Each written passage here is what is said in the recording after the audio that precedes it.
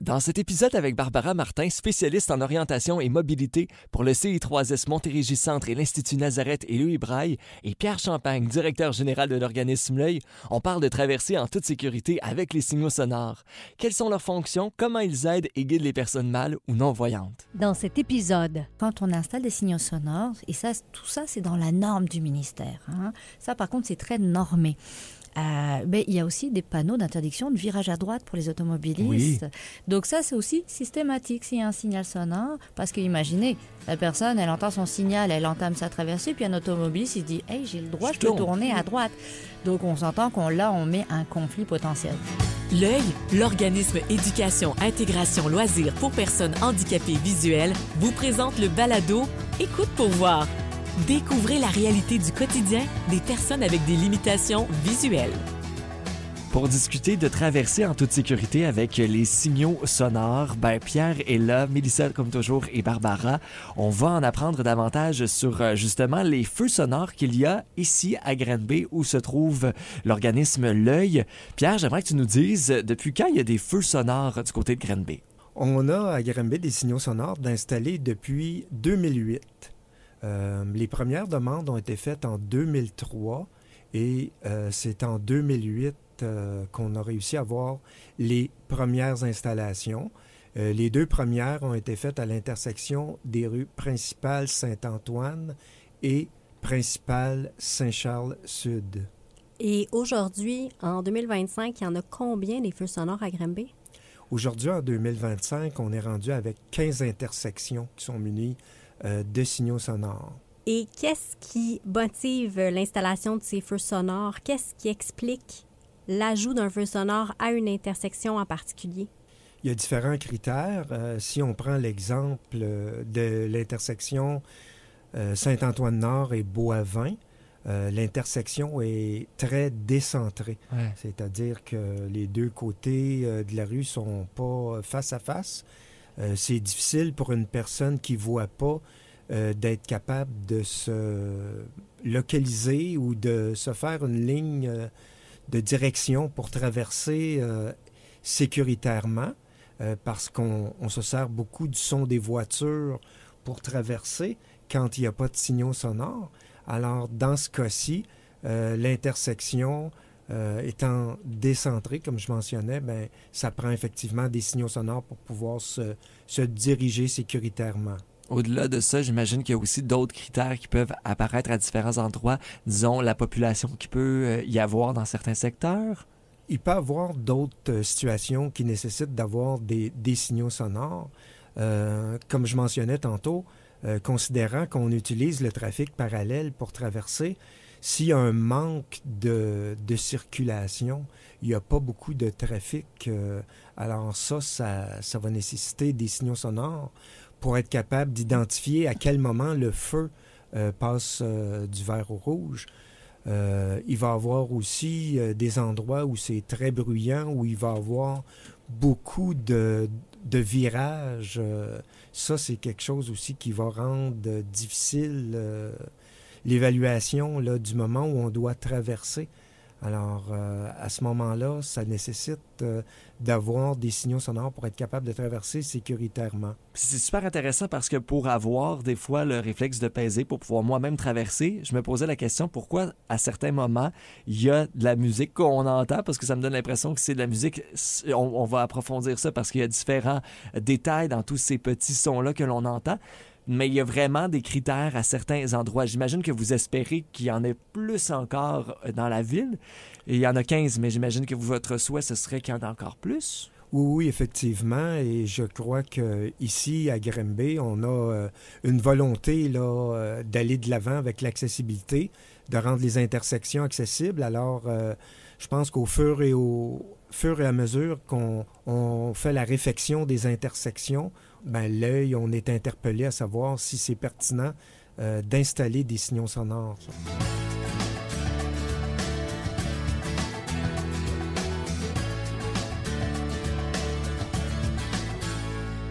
Parlons-en des signaux sonores, Barbara.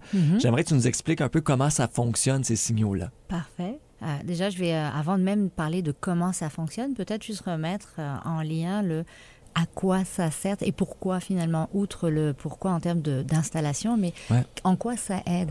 Il faut savoir que pour traverser en sécurité, il y a plusieurs choses qu'il faut savoir. C'est quand est-ce que c'est à moi de traverser. Donc, avoir l'information du bon moment pour y aller. Et puis, une personne qui n'a plus de vision suffisamment fonctionnelle, c'est un enjeu que de traverser aussi en ligne droite pour arriver au coin opposé. Parce que quand on n'a pas l'afférence visuelle, ça se peut qu'on dévie. Puis ça, on n'y pense pas nécessairement. Ça se peut que, oui, dans ma tête, je sais qu'il faut que j'aille droit, mais mon corps, lui, il s'en va vers la gauche ou vers la droite. Puis finalement, ça peut devenir dangereux. Donc, effectivement, c'est ces deux données que je dirais que le signal sonore va venir pallier et soutenir. Donc, en fait, c'est assez méconnu. Je dirais, c'est pas tout le monde qui sait comment ça fonctionne. Comme tu dis, on entend des fois une petite mélodie, des fois des bip-bip. Qu'est-ce que c'est tout ça? Alors, on va décortiquer dès le moment où il faut approcher le coin de la rue, la traverser, et finalement, il faut aller trouver un bouton pour activer notre signal sonore, OK? Puis c'est là où on entend un émetteur sonore qui est un localisateur, finalement, du bouton. Je dirais, il faut que je sache où il est, mon bouton. Donc, c'est là où on entend un fameux tac, et c'est ce petit bruit qu'on entend en permanence. C'est lui qu'on entend tout le temps. Ça, c'est pas le signal sonore. C'est juste pour nous dire, le bouton est là, le bouton est là. Et donc, c'est un fameux toc. On va l'entendre, justement, Parfait. pour que les gens puissent se situer.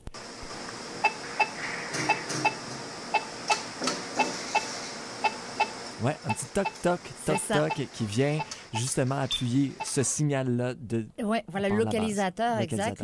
Comme ça, la personne sait où se trouve son bouton, elle va l'écouter et elle va se rendre au bouton. Et là, elle va appuyer sur le bouton pour actionner. Mais un signal sonore, ça ne s'active pas n'importe comment. Non. Non, effectivement, les gens, là encore, ne le savent pas. Il faut rester appuyé plusieurs secondes, finalement, pour déclencher une confirmation que le signal sonore est bien engagé. Donc, ça, effectivement, tout le monde, si on appuie normalement, on ne va jamais l'actionner. C'est pour ça qu'on n'entend pas tout le temps notre mélodie. C'est pas toujours une mélodie qui apparaît parce qu'on n'a peut-être pas tenu assez longtemps pour faire l'activation. Exact, parce que tout le monde n'en a pas besoin. Alors, l'idée, c'est qu'il ne soit pas utilisé par tout le monde, parce que c'est quand même quartier, un volume. Oui, j'imagine que ça pourrait être dérangeant par moment. Ça. Il y a quand même un certain volume sonore pour que ce soit audible. Hein? Donc, il faut vraiment tenir. C'est pour ça que là, pour l'enclencher, on va avoir besoin de tenir le bouton et il va y avoir un petit signal de confirmation. Donc, alors, quand ça tient un peu plus longtemps, ça, c'est le signal qui dit... C'est confirmé. C'est ça. Le signal est demandé et puis il est en attente du moment où il va y avoir la permission de traverser. Donc finalement, là encore, le signal sonore, lui, il va donner l'information la même information que quand il y a le bonhomme piéton. Finalement, lui, il donne l'information que tout le monde a en visuel. Donc, on attend notre fameuse silhouette. Donc, le signal sonore ne part pas tant que la silhouette n'est pas apparue pour la traversée qu'on a demandée. Parce qu'il n'y en a pas à toutes les traversées dans une intersection. Il y en a une, parfois deux, très rarement trois, mais c'est ça, c'est pas installé partout.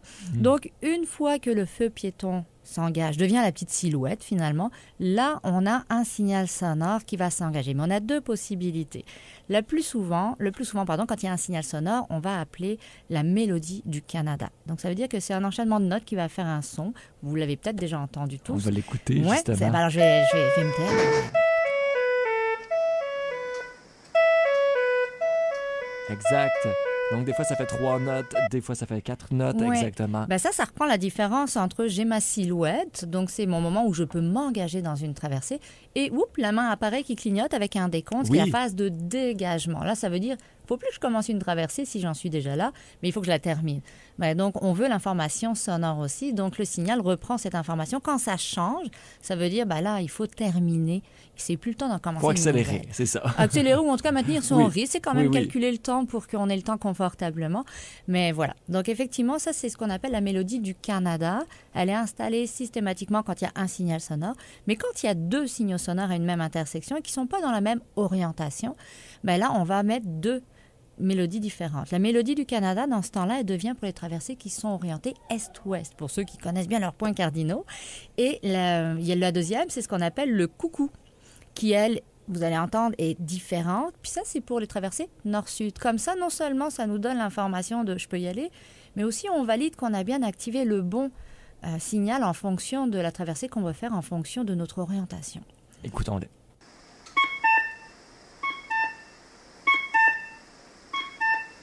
Alors effectivement, ce sont différentes mélodies qu'on entend dans certains contextes que tu viens de nous expliquer. Oui.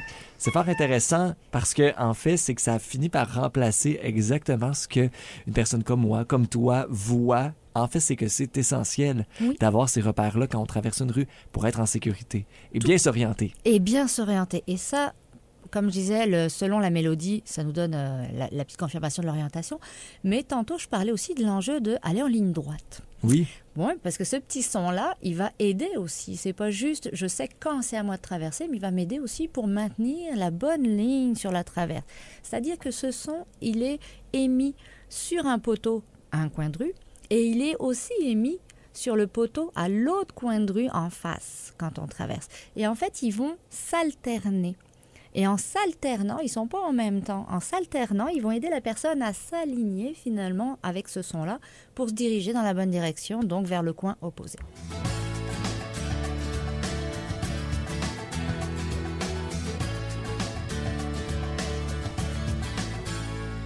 Ça devient un guide extraordinaire pour traverser une rue en sécurité. Tout à fait, parce que ici, à Grimby, on a quand même la réalité d'avoir ce qu'on appelle des feux protégés ou des feux tout rouges.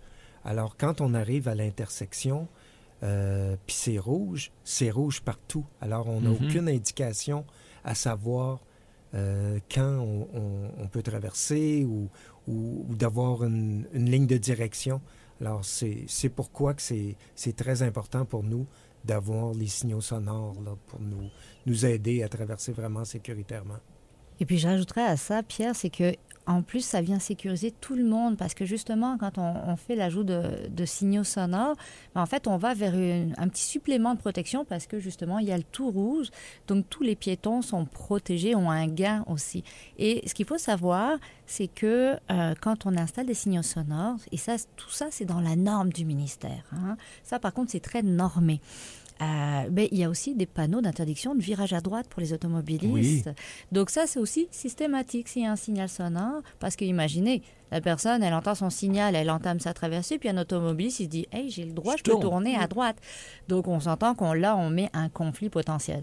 Donc on vient couper cette possibilité de conflit. Et effectivement, il y a des interdictions de virage à droite. Donc c'est sûr que quand on analyse des intersections, souvent c'est la ville qui va solliciter ils ont une réflexion, ils ont une mise aux normes, puis là ils se disent est-ce qu'un signal sonore serait pertinent? Effectivement, l'œil via Pierre, et puis nous, nos services en réadaptation à l'Institut Nazareth Louis Braille, on va réfléchir et puis de voir est-ce qu'il y a un besoin, est-ce que c'est vraiment pertinent? Et puis si on juge que oui, là on travaille de concert avec la ville pour faire installer, et puis de la bonne façon, parce qu'il faut que ça fonctionne bien. Là aussi, il y a des volumes sonores à respecter pour que ce soit audible. Les notes ont été pensées aussi pour que ce soit audible par tous ou par le plus grand nombre. Il faut penser aux personnes qui ont aussi une déficience auditive. Oui. Donc, on veut que ce soit audible vraiment par tout le monde et puis en tout temps, quand il y a du vent, quand il y a du trafic. Donc, c'est quand même un travail aussi c'est un aménagement qui quand même demande des ajustements et puis un travail aussi de collaboration pour que tout ça fonctionne de la bonne façon. Et c'est aussi important de s'assurer que le feu est bien orienté. Parce que comme nous, ça nous permet de nous orienter dans notre traversée. Si, par hasard, il a été mal installé, ça peut venir nous désorienter et on va mal traverser, on va mal se rendre de l'autre côté de la rue. C'est quelque chose que, j'imagine, tu as déjà vécu pour être capable de nous nommer ça aujourd'hui? Non. Par contre, j'ai déjà eu connaissance d'une intervenante qui a appelé parce que le feu était désaxé. Oui. Ça arrive effectivement des fois, ou grand coup de vent, mais surtout des fois ce qui peut arriver, c'est des gros camions qui passent un peu proche puis ça peut des fois venir toucher. Oui, même si on exige une hauteur, effectivement, oui, ça va accrocher puis ce qu'on appelle l'émetteur finalement du signal peut être complètement désaxé. Puis là, il perd toute sa pertinence et puis son utilité parce que comme dit Mélissa, l'orientation est perturbée pour une ligne droite correcte. Et notre sécurité. Tout à fait. Absolument.